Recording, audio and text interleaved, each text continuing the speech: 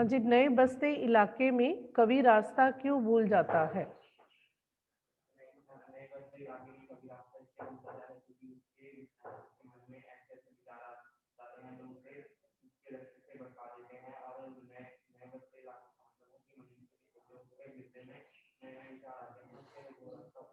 भूल जाता है। प्रियंका?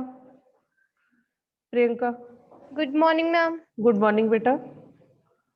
नए बसते इलाके में कवि रास्ता इसलिए भूल जाता है क्योंकि वहां प्रतिदिन नए नए मकान बनते जा रहे हैं, जिस कारण उसे अ, उसे याद नहीं रहता कि उसे किधर मुड़कर जाना है, क्योंकि उसकी याद की हुई निशानियां सभी मिट जाती हैं। दृग? बेटा इस आंसर में इसने क्या गलत बोला है? प्रियंका, आपने जो कविता में है सिंपल अर्थ दिया है, जो मैंने अभी बताया है कि प्रतीकों के माध्यम से। दृग? नए बसते इलाके में कवि रास्ता भूल जाता है क्योंकि उसको जो उसने लक्ष्य तय किया था उसमें वह उस लक्ष्य के रास्ते से भटक गया है और वह उस जो उसने निशान जो लक्ष्य के रास्ते में वह अपने रास्ते से भटक जाता है और वह अपने जो उसने स्थायित्व के निशान पैदा किए स्थायित्व का जो उसका लक्ष्य जो स्थायी था वो उसे अब नहीं दिख रहा। उन वह दिन भर प्रतिदिन उसके मन में नए नए विचार का नए नए विचार आते हैं, जिसके कारण जो उसने सबसे पहले लक्ष्य माना था वह उससे भटक जाता है। तो आपको सुनेंगे आंसर।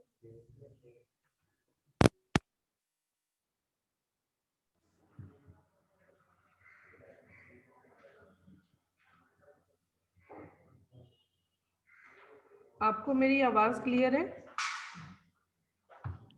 Yes ma'am. जी, इसमें दृक आपने ये आंसर नहीं बोला कि नए बसते इलाके में कवि रास्ता क्यों भूल जाता है। कि आने पहले सबसे पहले नया बसता इलाका किसे कहा गया है? जब एक एक वर्ड को एक्सप्लेन करोगे तो आंसर कहीं भी गलत नहीं होगा। नया बसता इलाका मनुष्य के हृदय को, कवि ने प्रत्येक मानव के हृदय को कहा है, जिसमें रास्ता भूलने का अर्थ है कि आने वाले विचार, नए नए विचारों के कारण जब हम उन पर विश्वास करके अपने लक्ष्य से भटक जाते हैं तो ऐसा लगता है कि हम दिशाहीन या लक्ष्यहीन होकर अपनी मंजिल से भटक कर उस रास्ते को, जिस रास्ते से हमें सफलता प्राप्त करनी है, उस रास्ते को हम कहीं ना कहीं भूल जाते हैं। हाँ जी, same answer Tushar Malhotra, roll number 2। नए बसते इलाके में कभी रास्ता क्यों भूल जाता है? तुषार वीडियो ऑन करो।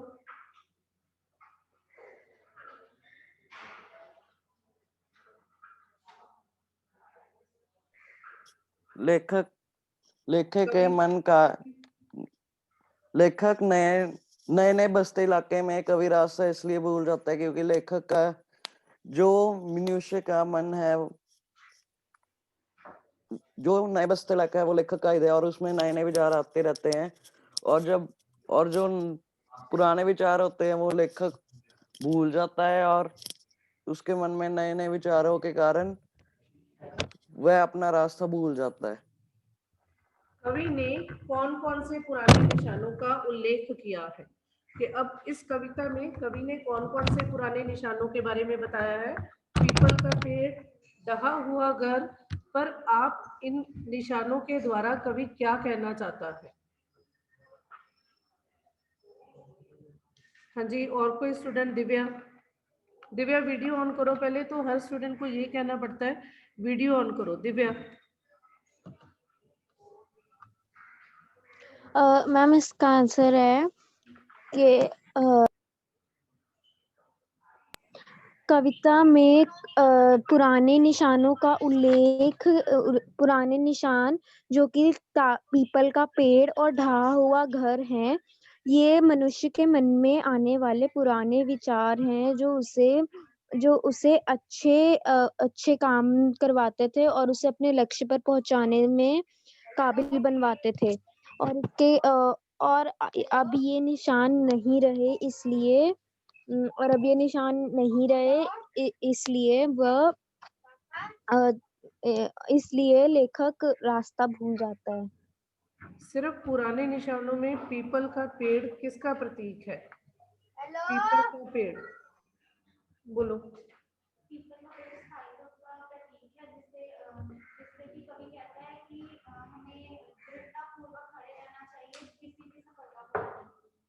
और पीपल का पेड़ स्थायित्व का प्रतीक कि अपने दृढ़ निश्चय और अपने दृढ़ संकल्प के साथ अपने लक्ष्य को प्राप्त करने के लिए लगातार प्रयास, क्योंकि जैसे पीपल की जड़ें मैंने बताई हैं कि काफी दूरी तक होती हैं, तो लक्ष्य से भटकने पर भी आप अपने लक्ष्य को पाने के लिए जब दोबारा से संकल्प करोगे, प्रयास करोगे, तो ये संभव है कि आप उसी उद्देश्य की प्राप्ति कर सको जिसे आप चाहते हो। हाँ जी, डहा हुआ घर, लावण्य। मालविका, खुशी, क्या नाम है इसका? नहीं, खुशी, मिष्टी, मिष्टी, मिष्टी बोलो।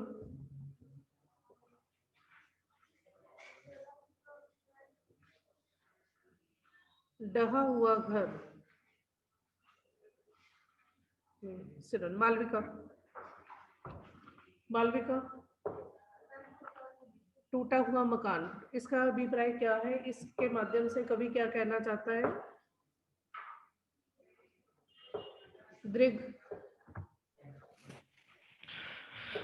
ढहा हुआ घर का मतलब अर्थ है टूटा हुआ मकान। इससे लेखक ये कहना चाहता है कि लक्ष्य को पाने के रास्ते में जो हमें असफलताएं मिलती हैं उसे हम याद कर कर निराश हो जाते हैं, लेकिन हमें इसी निराशाओं से अपने अपने आप को प्रेरित करना चाहिए कि और इन गलतियों को सुधारने का प्रयास करना चाहिए, और हमें अपने नए विचारों को अपने लक्ष्य को पाने के लिए और नए और प्रयास करना चाहिए और बच्चे, दृढ़ निश्चय से आगे बढ़ना डहा चाहिए। हुआ घर, टूटा हुआ मकान, क्योंकि उस पर निर्माण संभव है, उसे फिर से दोबारा से बनाया जा सकता है। तो जहां से हमारी गलतियां हुई, जिसके कारण हम निराश हैं, उन निराश और उन गलतियों को सुधारने का प्रयास अभी भी किया जा सकता है, और उन गलतियों से उस टूटे हुए मकान को बनाने का अर्थ है कि उन पर दोबारा से सफलता का निर्माण करना संभव है। सिर्फ उदाहरण लिखोगे आप और उनको एक्सप्लेन करोगे तो आपका आंसर खुद ही 3 मार्क्स में हो जाना है। कि अगर सिंपल के डहा हुआ घर और पीपल का पेड़, तो आंसर कंप्लीट नहीं होगा। विडंबना कीजिए, इस बात नेक्स्ट क्वेश्चन में वो भी बता देती हूँ अभी कि इसको विडंबना क्यों कहा है, कि ये वास्तव में क्यों सही नहीं है, जो अवास्तविक है। कभी एक घर पीछे या 2 घर आगे क्यों चल देता है? एक कदम पीछे चलने का अर्थ क्या है? लास्ट सिंपल में, एक कदम पीछे अगर मैं कहूं तो आप किसके बारे में सोच रहे हो? अपने पास्ट के बारे में, पास्ट के बारे में। 2 कदम आगे तो जो अभी आया नहीं है, तो फ्यूचर या भविष्य। तो इसको कैसे एक्सप्लेन करोगे? एक घर पीछे या 2 घर आगे क्यों चल देता है? बोलो। कभी एक घर पीछे से कहा जाता है कि जब वो अपने भूतकाल को या स्मरण करता है तब। बेटा, आपको आवाज सुन रही है जो स्टूडेंट क्लास में बोल रहे हैं? हाँ जी, बोलो। कभी एक घर पीछे इसलिए चला जाता है क्योंकि जब वो अपने भूतकाल को स्मरण करता है तो उसे अपनी पुरानी वो निराश हो जाता है। इसलिए जब वह अपने भूतकाल को भुला देता है और आगे बढ़ने की कोशिश करता है, वो 2 कदम आगे चला जाता है और फिर से वही नई शुरुआत। हाँ जी, कभी एक घर पीछे या 2 घर आगे। हैंड रेज करो और कोई स्टूडेंट। एक घर पीछे चलने का अर्थ क्या है? देविशी, देविशी। जब लेखक अपने लक्ष्य से भटक जाता है तो वह एक कदम पीछे। देविशी, वीडियो ऑन करो। यस। जब लेखक अपने लक्ष्य से हट जाता है तो वह एक कदम पीछे चल जाता है, परंतु फिर वह अपने आप को सांत्वना देते हुए 2 कदम आगे जाने की कोशिश करता है। कि जब निराशा से भर जाता है तो वो अपने पथ से, लक्ष्य से अलग हो जाता है, तो वो एक घर पीछे चल देता है। कि जब निराश होकर या अपने लक्ष्य से भटकने के कारण, पर जैसे ही वो अपने आप को सांत्वना, अपने आप को प्रेरित करता है और खुद उस निराशा को आशा में बदलकर अपने लक्ष्य को पाने का प्रयास करता है, तो वो 2 घर आगे या 2 कदम आगे चल देता है। आगे की तरफ बढ़ना कि हम अपने भविष्य में जो मंजिल हमने तय की है उसको पाने के लिए हिम्मत, और पीछे की तरफ चलना, निराश हो जाना और अपने लक्ष्य से दूर होने की कोशिश करना। वसंत का गया पतझड़ और वैशाख का गया भादों को लौटना, इसका क्या अर्थ है? वसंत और पतझड़ का अर्थ। हाँ जी, हैंड रेज करो प्रियंका। प्रियंका। बच्चे, कविता 2 बार बोलने के बाद भी आप आंसर नहीं दे रहे। हाँ जी दृग, सिर्फ एक उदाहरण बोलोगे। वसंत का गया पतझड़ को लौटना।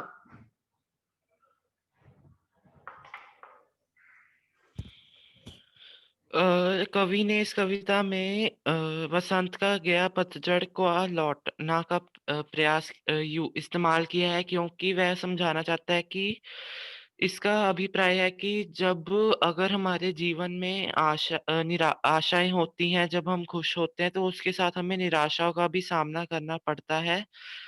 अपने लक्ष्य को पाने के लिए अपने लक्ष्य को पाने के रास्ते पर चलने के लिए जो हमें निराशाओं का सामना करना पड़ता है, तो हमें उससे डरना नहीं चाहिए और आ, हमें हमें प्रेरित होकर आगे बढ़ने का प्रयास करना चाहिए। इससे जैसे लेखक समझाना चाहता है कि जैसे एक वसंत एक खुशी का ऋतु राज माना जाता है, जिसमें हर जगह हरियाली होती है और कुछ ही समय बाद वह जब पतझड़ आती है तो हर जगह सभी पेड़ सूख जाते हैं, तो हम सभी इतनी जल्दी इतना परिवर्तन हो गया था, इसलिए कवि हैरान हो जाता है।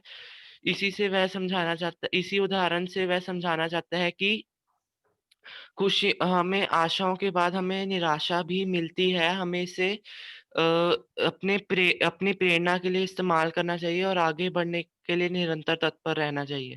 सिर्फ इतना याद रखोगे गुड बेटा कि वसंत और पतझड़, और वसंत में जैसे हरियाली, चारों तरफ हरा भरा वातावरण, तो वो आशा कि जब हम भी खुश होते हैं, जब सब कुछ हमारे अकॉर्डिंग हो रहा होता है, तो हम हर तरफ से अपने जीवन में प्रसन्नता अनुभव करते हैं। और पतझड़, जब पेड़ पौधों से पत्तों का झड़ जाना, तो उसका अभिप्राय निराशा। निराशा और आशा जीवन के 2 पहलू, जिनको झेलते हुए व्यक्ति अपने लक्ष्य तक, अपनी मंजिल तक पहुंचता है, तो उसे उस निराशा से आशा में आने के लिए खुद ही प्रयास करना पड़ता है। ऐसे ही वैशाख का गया भादों को लौटना।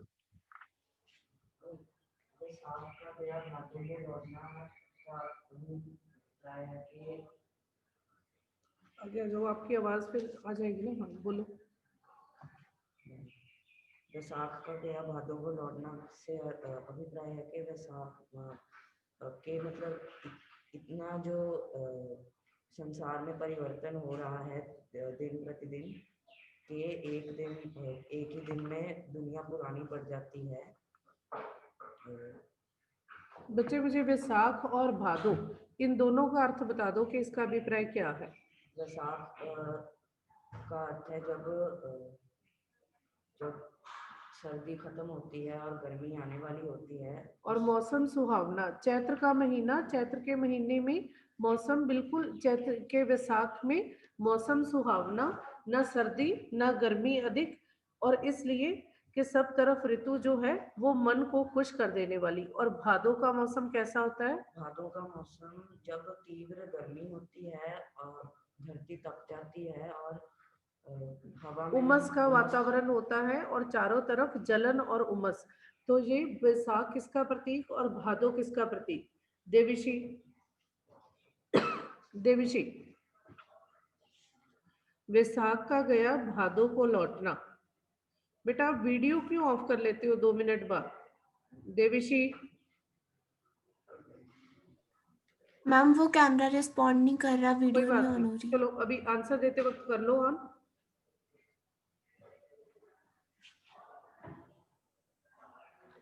मैम बैसाख का अर्थ है खुश करने वाला मौसम, तथा भादों के मौसम में उमस और बहुत ज़्यादा गर्मी हो जाती है। तो जब हम प्रयास करते हैं तो उससे हमें आशा मिलती है, और उसके बाद लगातार मेहनत करने के बाद हमें अंत में सफलता प्राप्त होती है। बेटा सिर्फ इतना याद रखना, वसंत और पतझड़ आशा और निराशा का प्रतीक। चाहे आप बुक पर साइड में लिख लो कि आपको आंसर लिखने में आसानी होगी। वैसाख और भादो सुख और दुख का प्रतीक, कि गर्मी में, तपन में, जलन में हमें दुख का अनुभव, और वैसाख में जब मौसम सही तो हमें सुख की अनुभूति।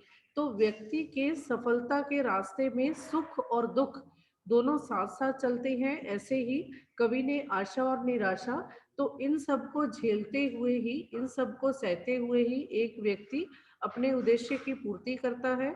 तो इसका अभिप्राय कि कभी भी इन दोनों से, निराशा या दुख से घबराकर हमें अपने सुख और आशा की प्राप्ति के लिए लगातार स्वयं प्रयास करके आगे बढ़ना है। इस कविता में समय की कमी की ओर क्यों इशारा किया गया है? केंद्रीय भाव लिख लिया सबने? इस कविता का सेंट्रल आइडिया लिख लिया? हाँ जी, समय की कमी की ओर क्यों इशारा किया गया है, कि कवि ये क्यों कह रहा है कि हमें समय की कमी झेलनी पड़ सकती है? दिव्या, कवि ने इस कविता में कवि ने समय की कमी की ओर इशारा किया है।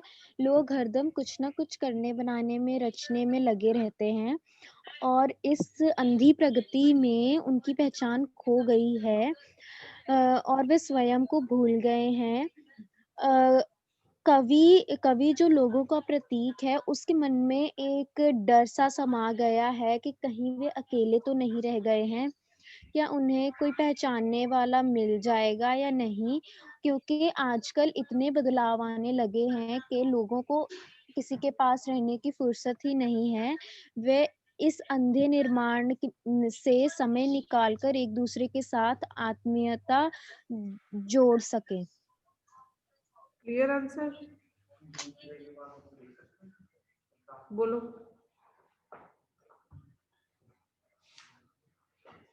कवि ने समय की कमी के बारे में ये बताया है कि जब दुनिया एक ही दिन में पुरानी पड़ जाती है, इसलिए जो समय की कमी है वो लोगों को परेशान करती है। लोगों के पास एक दूसरे के साथ समय बिताने का बिल्कुल भी वक्त नहीं है, और उनके पास अपने काम के लिए ही वक्त है, और ना ही वो दूसरों के काम के लिए कहीं जाते हैं, और ना उनसे मिलकर बातचीत। कवि ने समय की कमी की, समय के महत्व को दर्शाया है कि समय कीमती है। अगर तुम अपने जीवन में निराशा और दुख से घबराकर अपने जीवन में अपना रास्ता, कि जिस घर की प्राप्ति तुम करना चाहते हो, जिस लक्ष्य को तुम पाना चाहते हो, उससे भटक जाओगे तो समय जो बीत जाता है वो दोबारा नहीं आता, तो तुम उस लक्ष्य तक नहीं पहुंच सकोगे। इसीलिए मनुष्य को क्या प्रेरणा दे रहा है कि समय की कमी को समझते हुए तुम्हें खुद अपने जीवन में अपनी मंजिल तक पहुंचने के लिए प्रयास करना है, क्योंकि समय निरंतर बदलता है और दुनिया इतनी तेजी से विकास कर रही है कि कुछ समय अगर तुम पीछे रह गए तो ये दुनिया तुम्हें अपने साथ चलने से रोक देगी। कि उसने कहा है कि एक ही दिन में पुरानी पड़ती जा रही है दुनिया। बेटा आंसर किसी हेल्प बुक से लिखोगे तो सेम नहीं आएंगे। जो भी मैंने समझाया है कि आंसर आज ही कंप्लीट कर लो, और जिन स्टूडेंट ने अभी भी अपनी नोटबुक सबमिशन के लिए नहीं भेजी है या काम नहीं किया है, कई स्टूडेंट अनुच्छेद नहीं भेज रहे, मुझे सिर्फ चैप्टर की सबमिशन कर रहे। अनुच्छेद भी साथ ही कहा था आपको, एक ही अनुच्छेद दिया था। हाँ जी, और कोई कंफ्यूजन किसी भी स्टूडेंट को? किसी भी स्टूडेंट को किसी भी क्वेश्चन में कोई कंफ्यूजन?